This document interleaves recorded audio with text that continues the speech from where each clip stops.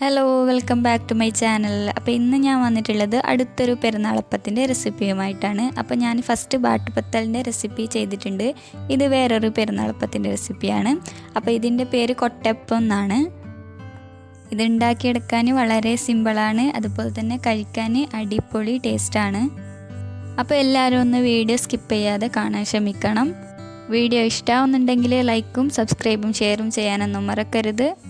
അപ്പോൾ നമുക്ക് വേഗം തന്നെ വീഡിയോയിലോട്ട് പോയാലോ. അപ്പോൾ ആദ്യം തന്നെ ഇതിലേക്കുള്ള മാവൊന്ന് കുഴച്ചെടുക്കണം. അതിനായിട്ട് ഞാനിവിടെ ഒരു ബൗൾ എടുത്തിട്ട് അതിലേക്ക് 4 കപ്പ് അളവിൽ മൈദ ഇട്ട് കൊടുക്കണം.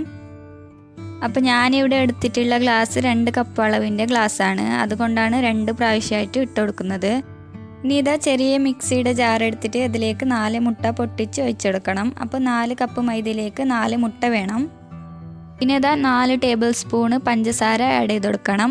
ഇനിയിപ്പോൾ ഇതെല്ലാം കൂടി നല്ലോണം ഒന്ന് അരച്ചെടുക്കണം.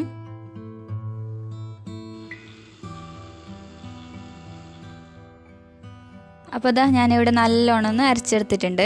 പഞ്ചസാരൻ്റെ തരിപ്പൊന്നും ഒട്ടും തന്നെ ഇല്ലാതെ വേണം അരച്ചെടുക്കാനായിട്ട്. ഇനിയിപ്പോൾ ഇത് അരച്ചെടുത്ത മുട്ടൻ്റെയും പഞ്ചസാരൻ്റെയും മിക്സ് മൈദയിലേക്ക് കുറച്ചായിട്ട് ഒഴിച്ച് കൊടുത്തിട്ട് നല്ലോണം ഒന്ന് കുഴച്ചെടുക്കണം. അപ്പോൾ കൈ വെച്ചിട്ട് വേണം ഇത് നല്ലോണം ഒന്ന് കുഴച്ചെടുക്കാൻ. ഞാനിപ്പോൾ ആദ്യം ഒന്ന് സ്പൂണിൽ മിക്സ് ആക്കിയിട്ട് പിന്നെ കൈ വെച്ചിട്ട് നന്നായിട്ടൊന്ന് കുഴച്ചെടുത്തതാണ്. അപ്പോൾ ഇത് ഉണ്ടാക്കുമ്പോൾ ശ്രദ്ധിക്കേണ്ട ഒരു കാര്യം എന്ന് പറഞ്ഞാൽ മൈദ ഇട്ട് കൊടുത്ത ബൗളിലോ മിക്സിയുടെ ജാറിലോ നമ്മളെ കയ്യിലോ ഒന്നും ഒട്ടും തന്നെ വെള്ളത്തിൻ്റെ അംശം ഉണ്ടാവാൻ പാടില്ല. പിന്നെ ഇത് കുഴച്ചെടുക്കുമ്പോഴും ഒട്ടും തന്നെ വെള്ളം ചേർക്കാൻ പാടില്ല. മുട്ടയുടെ മിക്സിയിൽ തന്നെ മാത്രം ഇത് നല്ലോണം ഒന്ന് കുഴച്ചെടുക്കണം. അപ്പോൾ ഇത് നല്ലോണം ഒന്ന് കുഴച്ചെടുത്തിട്ടുണ്ട്. നല്ല സോഫ്റ്റായിട്ട് കിട്ടിയിട്ടുണ്ട്. അപ്പോൾ ഇതിന് ചെറിയൊരു ഒട്ടിപ്പിടിക്കലൊക്കെ ഉണ്ടാവും കേട്ടോ. അപ്പോൾ ഇതിന് നമുക്ക് പരത്തിയെടുക്കാനുള്ളതാണ്. അപ്പോൾ അതിൻ്റെ മേലേക്ക് ഇങ്ങനെ കുറച്ച് മൈദയൊക്കെ ഇട്ട് കൊടുക്കുമ്പോൾ അതൊന്ന് ശരിയായിക്കോളും. പിന്നെ നമ്മുടെ മിക്സിയുടെ ജാറിലേക്ക് മുട്ടയും പഞ്ചസാരയും ഇട്ട് കൊടുത്ത് അടിച്ചില്ലേ, അതിലേക്ക് കുറച്ച് മഞ്ഞൾപ്പൊടി വേണമെങ്കിൽ ചേർത്ത് കൊടുക്കാം. അപ്പോൾ ഞാൻ വീഡിയോയിൽ പറയാൻ വിട്ടുപോയതാണ്. അപ്പോൾ ആ മുട്ടേൻ്റെ ചെറിയ സ്മെല്ല് ഇല്ലാതിരിക്കാൻ വേണ്ടിയിട്ടാണ് ഇട്ട് കൊടുക്കുന്നത്. വേണമെങ്കിൽ മാത്രം ഇട്ട് കൊടുക്കാവുന്നതാണ്. ഇനിയിപ്പോൾ ഇതിനെ 4ആയിട്ട് ഇങ്ങനെ ഡിവൈഡ് ആക്കിയിട്ട് വലിയ ബൗൾസ് ആക്കിയിട്ട് എടുക്കണം. ഇനിയിപ്പോൾ ഓരോരോ ബൗൾസ് എടുത്തിട്ട് ഇങ്ങനെ നന്നായിട്ടൊന്ന് പരത്തിയെടുക്കണം. അപ്പോൾ കുറേ അങ്ങ് തിന്നായിട്ട് പരത്തിയെടുക്കണമെന്നൊന്നുമില്ല, കുറച്ചൊന്ന് കട്ടിക്ക് തന്നെ പരത്തിയെടുക്കുക. അപ്പോൾ മൈദാൻ്റെ പൊടി ഇങ്ങനെ മേലേക്ക് ഇങ്ങനെ കുറച്ച് ഇട്ട് കൊടുത്തിട്ട് വേണം പരത്തിയെടുക്കാൻ. അപ്പോൾ ഈ ഒരു കട്ടിക്ക് വേണം പരത്തിയെടുക്കാനായിട്ട്. ഇനിയിപ്പോൾ ഒരു ബോട്ടലിൻ്റെ ഇങ്ങനത്തെ ഒരു അടപ്പ് എടുത്തിട്ട് അതിൻ്റെ പകുതിക്ക് ഇങ്ങനെ വെച്ച് കൊടുത്താൽ മതി. പകുതിക്ക് ഇങ്ങനെ വെച്ച് കൊടുത്തിട്ട് ഒന്ന് അമർത്തിയെടുത്താൽ മതി. ഇങ്ങനത്തെ ഒരു കാഷ്യൂനട്ടിൻ്റെ ഷേപ്പ് കിട്ടും. അപ്പോൾ നമ്മളോടൊക്കെ കാഷ്യൂനട്ടിനെ കൊട്ടയെന്നാണ് പറയുക, അതുകൊണ്ടാണ് ഈ അപ്പത്തിന് കൊട്ടയപ്പം എന്ന് പേര് വന്നത്.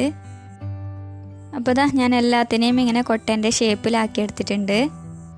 അപ്പോൾ ഗ്യാസ് ഓൺ ആക്കിയിട്ട് ഓയിൽ നല്ലോണം ഒന്ന് ചൂടായി കഴിഞ്ഞാൽ ഇങ്ങനത്തെ ഒരു പരന്ന പാത്രത്തിൽ കൊട്ടയപ്പത്തിനെ കുറച്ച് ഇട്ട് കൊടുത്തിട്ട് എണ്ണയിലേക്ക് ഇട്ട് കൊടുക്കണം.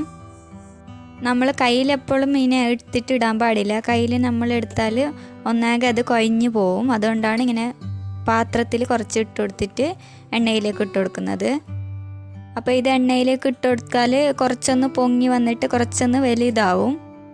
അപ്പോൾ ഗ്യാസിനെ ലോ ടു മീഡിയമിൽ വെച്ചിട്ട് നന്നായിട്ടൊന്ന് ഇത് ഫ്രൈ ചെയ്തെടുക്കണം. അപ്പോൾ ഇത് കുറച്ചൊന്ന് കളർ ചേഞ്ചായി വന്നാൽ തന്നെ നമുക്ക് എണ്ണയിൽ നിന്ന് കോരി മാറ്റാം. കുറേ അങ്ങ് കളർ ചേഞ്ച് ആവോളം ഫ്രൈ ആക്കണമെന്നൊന്നുമില്ല. അപ്പോൾ എല്ലാത്തിനെയും നമുക്കിങ്ങനെ ഫ്രൈ ആക്കി എടുത്ത് വരാം.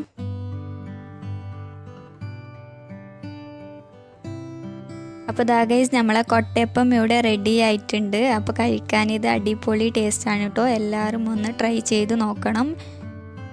അപ്പോൾ നിങ്ങൾക്ക് എൻ്റെ വീഡിയോ ഇഷ്ടമാവുന്നുണ്ടെങ്കിൽ എല്ലാവരും ഒന്ന് ലൈക്കും സബ്സ്ക്രൈബും ഷെയറും ചെയ്യാനൊന്നും മറക്കരുത്.